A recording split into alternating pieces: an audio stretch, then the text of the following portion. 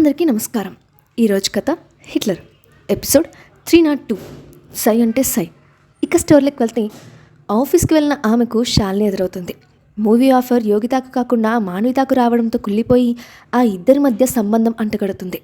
శాలిని మాటలకి కోపం వచ్చిన మోహిత్ ఆమె మీదకు గొడవకు వెళ్ళడానికి సిద్ధపడడం గమనించిన హాస్ని అతన్ని ఆపి, ఈ సమస్య నాది, నేను తెలుసుకుంటాను, నువ్వు కాసేపు సైలెంట్గా ఉండు అని గట్టిగా చెప్పింది. దాంతో వెనక్కి తగ్గిన మోహిత్, సరే నువ్వే మాట్లాడు, కానీ నన్ను మాత్రం వెళ్ళిపోమని చెప్పకు. ఇప్పుడు గనక ఆవిడ బెదిరింపులకు నువ్వు లొంగితే నేను ఊరుకోను హర్ష, చాలా జాగ్రత్తగా ఆలోచించి మాట్లాడు అని వార్నింగ్ టోన్లో అన్నాడు మోహిత్. అతని వైపు ఒక చూపు చూసి, హద్దులు దాటి మాట్లాడితే సమాధానం నా చేతులు చెప్తాయి, కాబట్టి నోటికి కంట్రోల్లో పెట్టు. అందరూ నీలాగా ఉంటారని అనుకుంటున్నావా? ఇంకొక్కసారి నోటికి వచ్చినట్లు మాట్లాడితే ఊరుకోను అని సీరియస్గా వార్నింగ్ ఇచ్చింది హాస్ని. హో, నాకు వార్నింగ్ ఇచ్చేంత మగాడివయ్యావా హర్ష అని శాలిని అంటే, అదే మాట ఒకసారి కాదు 100 సార్లు అంటాను. నీకు తన అందాలు సొంతం చేసి మాన్విత ఈ అవకాశం కొట్టేసింది, ఇలాంటి వాళ్ళ గురించి ఎవరికి తెలియదు అని హేళనగా అంది శాలిని. అప్పటి వరకు తనలో ఆవేశాన్ని చాలా కష్టంగా కంట్రోల్ చేసుకున్న మోహిత్ ఇక ఆగలేకపోయాడు. ఆవేశంగా ఆమె వైపుకు దూసుకు వెళ్ళి ఫోర్స్గా చేయెత్తి ఆమెను కొట్టబోతూ ఆఖరి నిమిషంలో ఆమె చెంప ఇంచు దూరంలో ఆపి, ఇక్కడ ఆగిన చెయ్యిని చెంపకి తగలడానికి ఎంతసేపు పట్టదు. నాకు ఆడవాళ్ళని కొట్టకూడదన్న రూల్ కూడా లేదు. మా మాన్వితాకు నీలాంటి బుద్ధులు అస్సలు లేవు, అందుకే హర్ష తనకి హెల్ప్ చేస్తున్నాడు. అందరూ నీలాంటి వాళ్ళే ఉంటారని అనుకుంటున్నావా అని గర్జించాడు. నువ్వంటే ఆఫర్స్ కోసం ఆర్టిస్టులతో పక్కలు వేయిస్తావు, అక్కడ తగ్గకుండా నువ్వు కూడా అదే పని చేయిస్తావు. నీ భాగవతం ఎవరికి తెలియదు అనుకుంటున్నావు? నీకు సందీప్ లింగరాజుకి ఎప్పటి నుండి బెడ్ రిలేషన్ ఉందో చెప్పమంటావా? లేక ఎన్నిసార్లు ఆఫీస్ని బెడ్రూమ్ చేశారో, ఎన్నిసార్లు హోటల్ రూమ్లు కలిశారో డేటా అంతా అతని భార్యకు పంపించమంటావా? ఏం చేయమంటావు చెప్పు. నీకు మేల్ ఆర్టిస్టులు, స్క్రీన్ రైటర్స్, డైరెక్టర్స్, ప్రొడ్యూసర్స్ ఒక్కడిని లేకుండా ఎంతోమంది మొగాలతో శారీరక సంబంధం ఉంది నీకు. ఆ చిట్టా అంతా సోషల్ మీడియాలో ప్రూఫ్తో సహా పోస్ట్ చేస్తాను, అప్పుడుంటుంది అసలైన మజా. ఓకేనా అని ఎగతాళి చేశాడు. షూ, నీకు ఎంత ధైర్యం ఉంటే నన్నే ఎదిరిస్తావు? తొందరలో నీ అంతు చూస్తాను అని కోపంగా చెప్పి అక్కడి నుండి వెళ్ళిపోయింది శాలిని. ఆమెకు మోహిత్ మొండితనం గురించి బాగా తెలుసు. అక్కడ ఉండి రెచ్చగొడితే అతను అన్నంత పని చేస్తాడు. ఎలాంటి భయం లేకుండా సోషల్ మీడియాలో ఇలాంటి న్యూస్ అన్నిటినీ పోస్ట్ చేస్తాడు. ఎవరి గురించి ఆలోచించి అలవాట్లేదు. పైగా అతని ఫ్యామిలీకి ఇండస్ట్రీలో చాలా పలుకుబడి ఉంది. తేడా వస్తే తనను భూస్థాపితం చేయడానికి క్షణం కూడా ఆలోచించడు. అలాంటి వాడితో గొడవ అనవసరమని అనుకొని అక్కడి నుండి వెళ్ళిపోయింది. అమ్మయ్య, వాన వెలిసినట్లయింది అని భారంగా నిట్టూర్చి రిలాక్స్ అయిన హాస్ని ఎదురుగా కూర్చున్న మోహిత్ వైపు కోపంగా చూస్తూ, చెందుకామను ఊరికే రెచ్చగొట్టావు? అలాంటి కంపుతో గొడవలు అవసరమా? అయినా నాకు డీల్ చేసే కెపాసిటీ లేదా? నువ్వు మధ్యలో దూరా అని అడుగుతుంది. ఆ మాటికి చైర్లో కూర్చున్న మోహిత్ చిన్న పిల్లాడిలా ముఖం పెట్టి, అదేంటి హర్ష అలా అంటావు? నేనేం చేసినా నీ మంచి కోసమే కదా. తన స్వార్థం కోసం ఈ ఇద్దరి క్యారెక్టర్ డీగ్రేడ్ చేస్తూ ఉంటే చూసి తట్టుకోలేక అందుకే కదా సీరియస్ అయ్యాను. నేను చేసిన దానికి నాకు థ్యాంక్స్ చెప్పడానికి బదులు తిడుతున్నావు కదా. నేను అలిగాను అని పక్కన కూర్చున్న మాన్విత వైపు తిరిగి, కనీసం నీకు కూడా థ్యాంక్స్ చెప్పాలని అనిపించట్లేదా అని కోపంగా అడిగాడు. చెప్పాలనిపిస్తోంది, అందుకే వెయిట్ చేస్తున్నాను కూడా, కానీ నాకు అవకాశం ఎక్కడిచ్చావు? నీ అలకలే సరిపోయాయి కదా అని వెటకారంగా అని, thank you very much Mohit, ఈరోజు నువ్వు చేసిన హెల్ప్ నేను అస్సలు మర్చిపోలేను. నీకు కూడా బ్రెయిన్ ఉందని ఆ శాలినిని బ్లాక్మెయిల్ చేసి ప్రూవ్ చేసుకున్నావు. కీప్ టప్ అని మెచ్చుకుంది. అయితే ఆమె మాటలు మోహిత్కి అర్థం కాక ప్రశ్నార్థకంగా ముఖం పెట్టి బుర్రకు పదును పెట్టడంలో బిజీ అయిపోయాడు.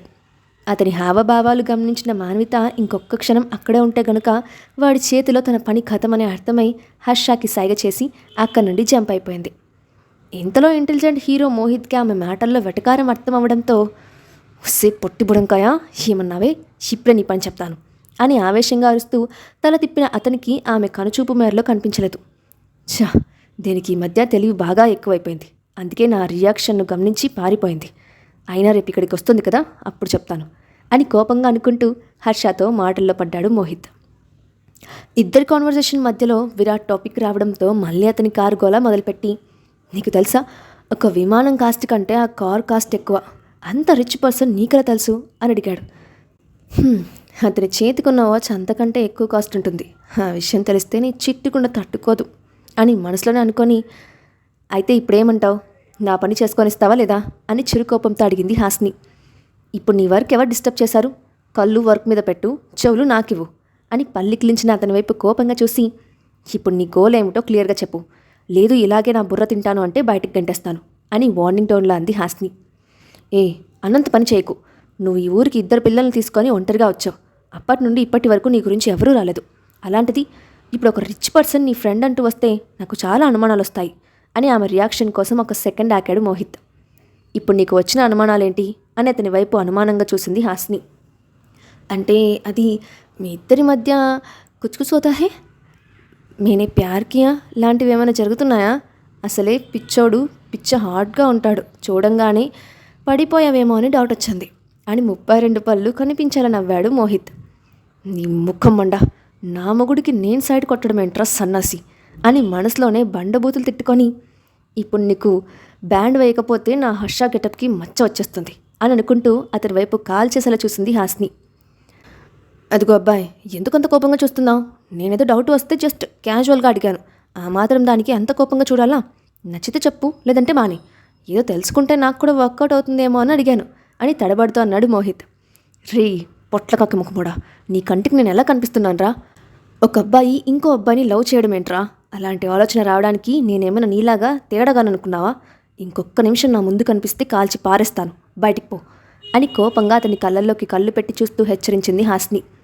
అమ్మో అమ్మో అమ్మో, చెట్టంత మగాన్ని పట్టుకొని అంత మాట అంటావా?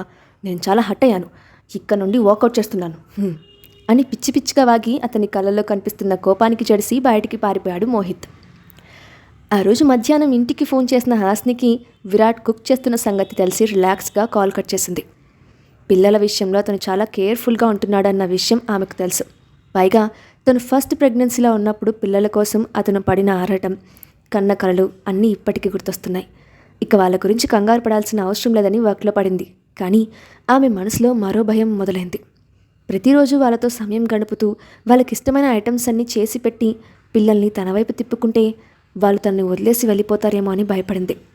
కానీ చేసేదేమీ లేక సైలెంట్ అయిపోయింది. మరొక గంట తర్వాత రిషి ఫోన్ చేసి, డాడీ, ఈ అంకుల్ ఏవేవో ఐటమ్స్ తీసుకొచ్చి ఫ్రిడ్జ్ మొత్తం నింపేస్తున్నాడు, ఏవేవో చేస్తున్నాడు, నాకేం అర్థం కావట్లేదు అని కంప్లైంట్ చేశాడు. ఆ విషయం గురించి నువ్వు పట్టించుకోకు, నేను ఇంటికి వచ్చాక తర్వాత మాట్లాడతాను అని కొడుకుకి సర్ది చెప్పి కాల్ కట్ చేసిన హాస్ని తిరిగి వర్క్లో పడిపోయింది. ఇంట్లో ఉన్న విరాట్ మధ్యాహ్నానికి కూతురు అడిగిన స్ట్రాబెర్రీ కేక్ తయారు చేసి తీసుకెళ్ళి ఆమె ముందు పెట్టాడు. ఆ కేక్ చూడగానే ఆమె నోట్లో నీళ్లు ఊరిపోతూ ఉంటే తిందామా అన్నట్లు ఆశగా అన్న వైపు చూసింది ఖుషి. ఆమెకు కేక్స్ అంటే చాలా ఇష్టమని తెలిసిన రిషి తినమన్నట్లు తల ఊపి తన కళ్ళను బుక్కి అంకితం చేశాడు. అయితే అన్నకి పెట్టకుండా తినడానికి మనసు అంగీకరించని ఖుషి పాప మొదటి బైట్ అన్న నోటి దగ్గర పెట్టి తినమని చెప్పింది. మొదట వద్దని చెప్పాలనుకున్నప్పటికీ ఖుషి కంట్లో మెరుపు చూసి మారు మాట్లాడకుండా నోరు తెరిచి కేక్ తిన్నాడు రిషి. ఆ టేస్ట్ అతనికి ఎంతో నచ్చడంతో ఇంకొక పీస్ తీసుకొని తిన్నాడు. అది చూసిన ఖుషి రెట్టింపోయిన ఉత్సాహంతో మిగతా కేక్ మొత్తం ఆపకుండా లాగించేసింది. ప్లేట్ ఖాళీ అవ్వడంతో పాటు ఆమె బుజ్జి కూడా నిండటంతో తృప్తిగా విరాట్ వైపు చూసి, కేక్ చాలా బాగుంది, నాకు రోజు చేసి పెడతారా అని ఆశగా అడిగింది ఖుషి. తప్పకుండా చేసి పెడతాను, మీ డాడీకి కూడా ఈ కేక్స్ అంటే చాలా ఇష్టం, ఒకప్పుడు నేను చేసి పెడితే ఎంతో ఇష్టంగా తినేవాడు అని ఏదో ఆలోచిస్తూ చెప్పాడు విరాట్. మీరు అబద్ధం చెప్తున్నారు, మా డాడీకి అసలు కేక్స్ తినే అలవాటే లేదు, ఎక్కువగా హెల్తీ ఫుడ్ తప్ప ఇలాంటి ప్రెస్టీజ్ తినడం నేను ఎప్పుడు చూడలేదు అని చెప్పాడు రిషి. నేను చెప్పింది నిజమే, కానీ అది మీరు పుట్టకముందు సంగతి. అప్పట్లో మీ డాడీ హ్యాబిట్స్ ఎలా ఉండేవో నాకు బాగా తెలుసు. మీరు పుట్టిన తర్వాత తనని తాను చాలా చేంజ్ చేసుకున్నారు, అందుకే మీకు అవేవి తెలియవు అని చెప్పాడు విరాట్. అతని మాటలో నిజమే అనిపిస్తూ ఉంటే సైలెంట్గా బాల్కనీలోకి వెళ్ళాడు రిషి. అన్నవనికి అక్కడికి వెళ్ళిన ఖుషి కింద ప్లే ఏరియాలో ఆడుకుంటున్న పిల్లల వైపు ఆశగా చూస్తూ తాము ఎప్పుడూ అలా ఆడుకోలేదని బాధగా అనుకుంది. రిషి ఫీలింగ్ కూడా అదే కావడంతో సైలెంట్గా చూస్తూ ఉండిపోయారు. అయితే పిల్లలు ఇద్దరి కళ్ళల్లో ఆశను గమనించిన విరాట్ ఇద్దరిని చెరో పక్క ఎత్తుకొని, మనం కూడా వెళ్ళి ప్లే ఏరియాలో ఆడుకుందామా అని అడిగాడు. ఆ మాట వినడంతోనే ఇద్దరు ముఖాలు మతాబుల్లా వెలిగిపోయాయి. మీరు నిజంగానే చెప్తున్నారా? మనం ఇప్పుడు అక్కడికి వెళ్ళి ఆడుకుందామా అని అపనమ్మకంగా అడుగుతున్న వాళ్ళిద్దరి వైపు చూసి, ఎందుకని అంతగా ఎక్సైట్ అవుతున్నారు? ఇంతకుముందు ఎప్పుడు ఆడుకోలేదా అని అయోమయంగా అడిగాడు. మేము ఎప్పటి వరకు డాడీ లేకుండా ఇల్లు దాటింది, పిల్లలతో కలిసి ఆడుకుంది లేదు. నెలకొకసారి మమ్మల్ని ఏదో ఒక ప్లేస్కి తీసుకెళ్ళి రావడం, ఇంట్లో నుంచి చదివించడం ఇలాంటివే తప్ప కిందకు పంపించలేదు. అందుకే మీరు తీసుకెళ్తానని చెప్తున్నారు కదా, మాకు నమ్మకం కలగలేదు, అందుకే అడిగాను అని అన్నాడు రిషి. ఎందుకో ఆ క్షణం ఆ ఇద్దరిని చూసి జాలిగా అనిపించడంతో, ఇక నుండి మీకు ఎప్పుడు ఏది కావాలంటే అది అడగొచ్చు, అది ఆడుకోవచ్చు, నేనున్నాను కదా, అన్నీ నేర్పిస్తాను అని నమ్మకంగా చెప్పాడు విరాట్. థ్యాంక్ యూ అంకుల్, ఇప్పటి వరకు మా డాడీ కూడా అలా ఆడించింది లేదు. మీరు తీసుకెళ్తానని చెప్పడం మాకు ఆనందంగా ఉంది అని చెప్పింది ఖుషి. ఆ మాటకి వాళ్ళ వైపు ఆశ్చర్యంగా చూస్తూ, ఇప్పటి వరకు మీ డాడీ ఎందుకు తీసుకెళ్ళలేదు అని అడిగాడు. మా డాడీ మా కోసం రాత్రి ప్రగలు చాలా కష్టపడతారు. ఒక్కోసారి చాలా లేట్ అయిపోతుంది కూడా. మమ్మల్ని జాగ్రత్తగా చూసుకోవడం కోసం ఒక ఆయాని కూడా పెట్టారు. గంట గంటకి కాల్ చేసి మాతో మాట్లాడతారు. కానీ మాతో ఆడుకున్న టైం ఉండదు. రోజు అలసిపోయి వస్తారని మేము కూడా అడిగి ఇబ్బంది పెట్టము, ఇంట్లోనే ఆడుకుంటాము అని చెప్పాడు రిషి. దాంతో హాస్ని తనను వదిలి వచ్చిన తర్వాత పిల్లల్ని పెంచడానికి ఎన్ని కష్టాలు పడి ఉంటుందో ఊహించాడు. ఇప్పటి నుండి వాళ్ళు మిస్ అయిన ప్రతి ఆనందాన్ని వాళ్ళకి అందించాలని బలంగా అనుకున్నాడు. ఆ అపార్ట్మెంట్ సెల్లార్లో ఉండే ప్లే ఏరియా పిల్లలు ఆటలతో, వాళ్ళకు తోడుగా వచ్చిన తల్లుల మాటలతో చాలా కోలాహలంగా ఉంది. కాసేపటికి పిల్లల్ని తీసుకొని అక్కడికి వచ్చిన విరాట్ని చూసి చాలామంది ఆడవాళ్ళు ఆశ్చర్యంతో నోరు తెచ్చారు. హే, ఎవరి తను? ఈ అపార్ట్మెంట్లో ఎప్పుడు చూడలేదు, కొత్తగా వచ్చాడా? అచ్చం హాలీవుడ్ హీరోలా ఉన్నాడు. ఇతను చేసుకున్న అమ్మాయి ఎవరో కానీ చాలా అదృష్టవంతురాలు.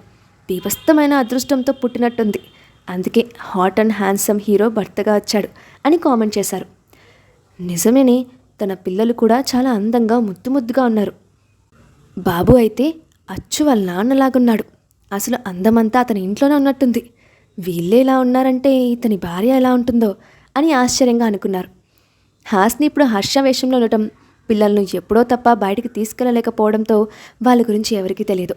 పైగా ఆ అపార్ట్మెంట్లో ఫ్లాట్స్ అన్నీ చాలా డిఫరెంట్గా ఉంటాయి. ఫ్లోర్కి 2 ఫ్లాట్లు మాత్రమే ఉండటం, ఎవరి ఎంట్రన్స్ వాళ్ళకి సపరేట్గా ఉండటంతో ఎదురుపడే ఛాన్స్ కూడా లేదు. పిల్లలు కూడా ఎప్పుడూ ప్లే ఏరియాకి వెళ్ళిందే లేదు కాబట్టి ఇప్పటి వరకు వాళ్ళని ఎవరూ చూడలేదు. అందుకే ఒకే పోలికలతో ఉన్న తండ్రి కొడుకులను చూసి ఆశ్చర్యపోయారు. అందరి కామెంట్స్ అతని చెవున పడుతున్నా కూడా పట్టించుకోకుండా ఫుట్బాల్ విసిరి ఫస్ట్కి రిషిని కొట్టమని ఎంకరేజ్ చేశాడు విరాట్. మొదట అతనికి సరిగ్గా రాకపోయినా విరాట్ చేస్తున్న ఎంకరేజ్మెంట్కి ఉత్సాహంగా అనిపించడంతో ఏకాగ్రతగా ఆడటం మొదలుపెట్టాడు. కానీ ప్రతిసారి విరాట్ అడ్డుపడి గోల్స్ వేయకుండా చేయడంతో రిషిలో గెలవాలన్న పట్టుదల మరింత పెరిగింది. అదే సమయంలో విరాట్ ఇద్దరి మధ్య పోటీ పెట్టి, నెట్లో గోల్ వేయగలిగితే నువ్వు గ్రేట్ అని ఒప్పుకుంటాను, ఓడిపోతే నేను చెప్పిన పని చేయాలి అని కొడుకుకి ఛాలెంజ్ విసిరాడు. ఈ ఛాలెంజ్లో రిషి నెగ్గుతాడా? విరాట్ కొడుకును గెలిపిస్తాడా? నెక్స్ట్ పార్ట్లో చూద్దాం. ఈ స్టోరీ అప్డేట్ ఎలా ఉందో కింద కామెంట్ బాక్స్లో మీ ఒపీనియన్ని షేర్ చేయండి. అలాగే ఇలాంటి మరిన్ని స్టోరీస్ కోసం మా ఛానల్ని తప్పకుండా సబ్స్క్రైబ్ చేసి పెట్టుకోండి. Thanks for watching.